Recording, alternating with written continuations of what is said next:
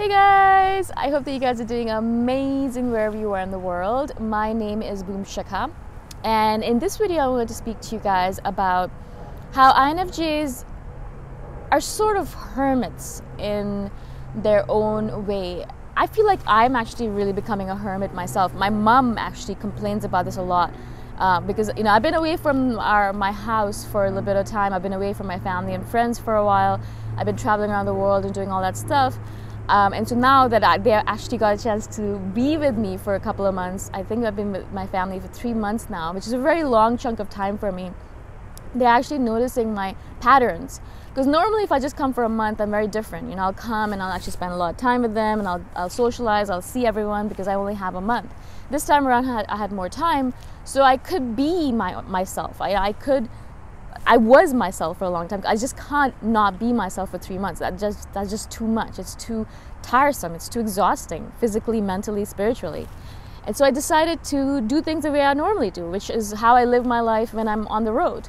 And people imagine that if I'm traveling a lot, that I'm very social. Maybe I'm a little bit more social than I am right now here in Canada. I mean, Canada is very cold right now, and it's very hard to commute here from one place to another. It's a very big city. The TTC or the metro system is really great, but it still takes an hour really to get anywhere from where my parents are located. And so really that's a waste of my time. I just don't want to bother. When I'm in Thailand or in Asia, it takes maybe 10-15 minutes to get anywhere, mostly by walking or by the song towers, which are like these red taxi cars. And so it's so easy to transport yourself, move from one place to another, go and meet your friends and then come back home. It's not such a big waste of your time. And so I've been spending a lot of my time, as I said, at home. And I've been spending a lot of time following my schedule on my routine. As you guys already know about me, I'm really strict with my routine. I'm extremely rigid, actually, with my routine. And sometimes it makes me wonder if I'm being too rigid, because I know my family always looks at me like I'm crazy. Most people do, though. But I'm very strict with my routine, as I said, and so I follow my routine. I get up in the morning, I do my morning routine, which is my meditation, journaling, sitting in silence, and Wim Hof breathing, which I've added recently, and it's so good. If you guys haven't done it yet, it's by the Iceman, and I totally recommend it, the Wim Hof method, and you can Google it and learn more about it. I've been doing it for a month and a half now. It's really transformed my body, my breathing, the way I speak. It's been amazing, so I really recommend it. So that's part of my routine, morning routine, and then I go for a walk, and then I do my words, and I do all the different things on my schedule, on my list. I have a long list, usually about 7 or 8 items every single day of things that I have to do. It's a regular thing every single day. And then after that, once I'm done on my work, which usually ends up being around 2 to 3 p.m., I'll sit down and I'll read for a bit, or I'll watch a little bit of anime. I'll have my final meal of the day, which is usually around 6 p.m. because I do intermittent fasting. I fast for 16 hours a day and I only eat for 8. And so I'll do my last meal, and then I will chill out for a couple of hours, again, watching anime or journaling or reading or whatever it is, just chilling out. Not going out with people, not going out because first of all I don't drink, and I don't do anything like that, and I get up really early, so I have to make sure that I go to sleep early as well. I have to be in bed by 8 p.m., which means that my whole day revolves around that kind of stuff. And so by the time it's 8 p.m. I'm in bed, and usually I fall asleep by the time it's like 8:30, 9 p.m. and I wake up, as I said, around 6. And so that's my day. Right? And it's very strict, as you can tell, and this is the way I spend every single day. Now, the reason why I'm a hermit right now is because, as I said, distances. People are so far away, and it takes so long to get anywhere, and it's just such a pain in the ass, and I just can't be bothered. But also because I am in work mode. I am actually trying to do a bunch of work before I get to Thailand, because once I get there, I know I'm going to be meeting up with a lot of people. And there's a couple of music festivals I'm going to, and then I'm going to Japan for a couple of weeks with my sister, and so it's going to be busy, so I'm kind of trying to catch up with work. Now, of course, all of this stuff happens in my head, and as INFJs, we make all these logical, rational decisions in our head based on a lot of data. But of course, we don't explain all of this stuff to other people. Now, I've explained this to you guys because I wanted you guys to understand where I'm coming from. And I've tried to explain it to my family to make them understand where I'm coming from as well. But for them, the main thing that they see all the time is that I don't spend time with anyone else. I don't have friends that I go to see. I do have friends, but I don't go to see them. I think I have friends. I have a couple of people that I know here. I've seen them already. I've seen them once, and I think that's more than enough.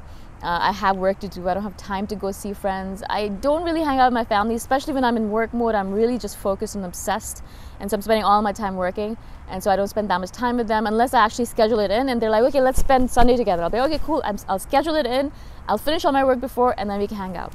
But if they don't give me beforehand notice, I'm not just going to randomly take up and stop doing my work and hang out with them. Again, being very rigid, I know, but that's the way I think my path to success is rigidity, or doing the work that I need to do on a consistent, persistent basis, right?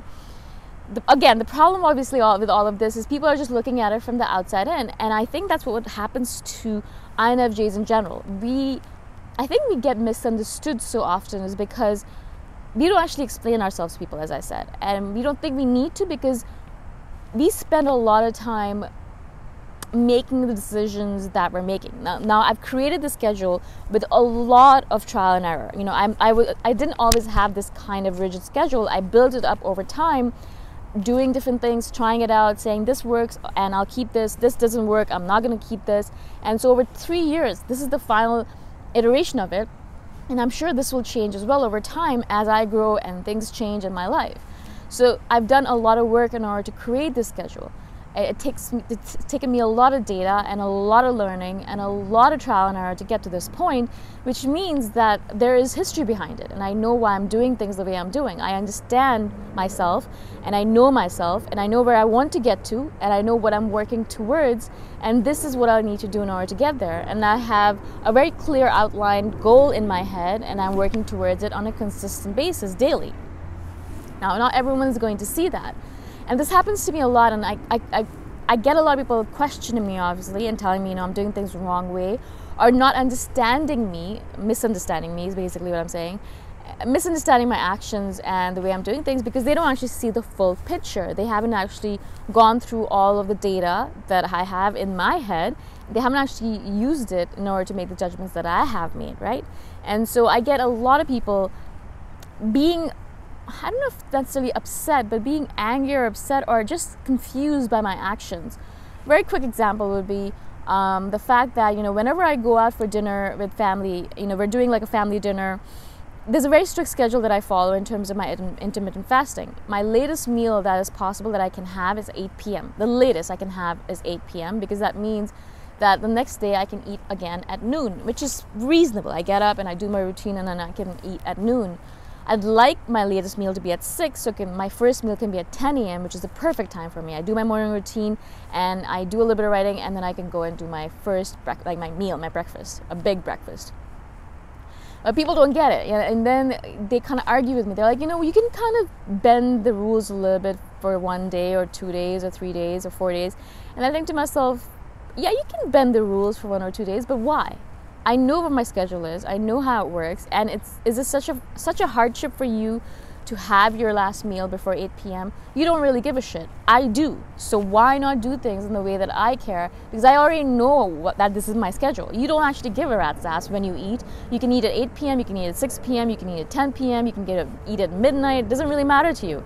So why should we go by your schedule rather than my schedule? And so I have these arguments with people when I go out for dinner, and I refuse to eat because I've already passed that time that I can eat my last meal. I've already passed that time. I'm not going to change it for anyone. Now, as I said, this kind of shows up a lot in my rigidity. I've actually built myself to be rigid like this because I have a really strict schedule, and I need to do all these things. I need to do intermittent fasting in order to have the energy to do all these videos, in order to have the energy to do all the work that I do all day long. If I don't do all the different things, all my routines and all my self-care and all my walks and all the stuff that I do all day long, then I won't be able to be as creative as I am right now. I've built all those rigid routines so I can be promiscuous, if you want to call it, in my creativity. You know, I can just go around and do random things in my creativity. I can be very creative. I can take all these risks in my creativity because I'm so rigid in my daily routine, right? I hope this makes sense. Now, of course, as life happens and as things happen, people are always arguing with me, saying that, you know, I'm too much of a hermit, and I'm too rigid, and I'm doing too many things that are not according to normal schedule. I don't drink, so that means that I can't go out to bars. I can, but there's no point because people don't want to be around people who don't drink. I don't smoke up either, so that doesn't help the situation. I have so many arguments with people who are like, you should really try it, you're so intense, it'll help you calm down. And I think to myself, I don't want to calm down. I like the way I am. I want to be intense. I want to be more intense. I want to be more powerful, more passionate. I don't want to damp it down. I don't want to become a watered down version of who I am. So in general, the reason I'm doing this video is to kind of maybe give you an idea that even a person like me who's pretty strong and who has really clear boundaries, I still freaking have to deal with this nonsense every single day. I still have to deal with arguments with people on, you shouldn't be a hermit, or you shouldn't have such rigid schedules, or you shouldn't do this, or you shouldn't do that. Especially after I'm 35. I really shouldn't have to deal with all this nonsense at this point in time. I shouldn't have to argue myself out of my life. I shouldn't be arguing and saying, oh, this is how I live my life and don't tell me how to do things. But of course that still happens, and that's just the way this world is. They're always going to not understand that INFJs spend a lot of time making decisions that we've made. We're just not willy-nilly making decisions thinking, oh, this sounds like a great idea, let me just try it out. No, we actually sat down and we thought about it for eons on end in order to make that decision. So please keep that in mind when you're arguing with an INFJ. This is maybe kind of like a rant. I hope it makes sense to you guys. I hope I was able to explain myself to you guys. If you guys have any questions at all, please let me know. And I shall see you guys in the next video. Bye for now.